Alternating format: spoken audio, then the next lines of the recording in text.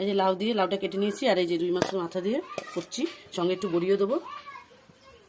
5 ফোড়ন দিলাম, তেজপাতা, শুকনো লঙ্কা, মাছের মাথাটা,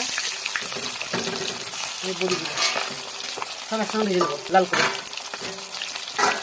দেখো সবগুলো লাল লাল করে একদম ভাজা হয়ে গেছে, বড়িটাও ভাজা হয়ে গেছে, লঙ্কা, তেজপাতা, মাছের মাথা সব তাহলে এবার আমি লাউগুলো দিয়ে দেবো।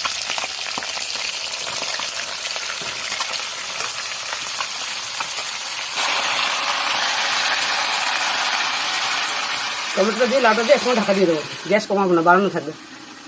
দেখো ঢাকনাটা তুলে আমি একবার একটু নেড়ে নিচ্ছি, দেখো অনেকটা কমে এসছে। এবার আমি এর মধ্যে দেবো লবণ, হলুদ। লবণ দিলাম, কেন বলতো ঢাকাটা দিয়ে একটু কমে আসলো, তাহলে নুনটা আমি বুঝতে পারবো ভালো, এর জন্য। আগে লবণটা দিলে বেশি থাকলে লবণটা বেশি হয়ে যাবে, তাই কমে গেল। এবার লবণটা দিলাম, এইভাবে নেড়ে ঢাকা দিয়ে দেবো, একটু জল টল দেবো, কেন লাউয়ে তো জল বেরিয়ে যায় জানো। এবার এইভাবে সব কিছু দিয়ে ঢাকা দিয়ে দেবো। দেখো পুরো জলটা শুকিয়ে গেছে আর এরকম হয়ে গেছে, ঠিক আছে, কি সুন্দর একদম মাখা মাখা গেছে। এবার আমি এর মধ্যে একটু চিনি দেবো, একটু চিনি দিলাম, আর ধনে পাতা দেবো।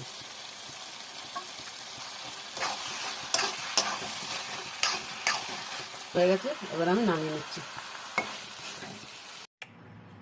কারা কারা এইভাবে লাউ রান্না করে খেতে ভালোবাসো কমেন্টে জানিও। এরকম মাছের মাথা দিয়ে বড়ি দিয়ে লাউয়ের ঘন্ট খেয়ে দেখো, খুব ভালো লাগবে।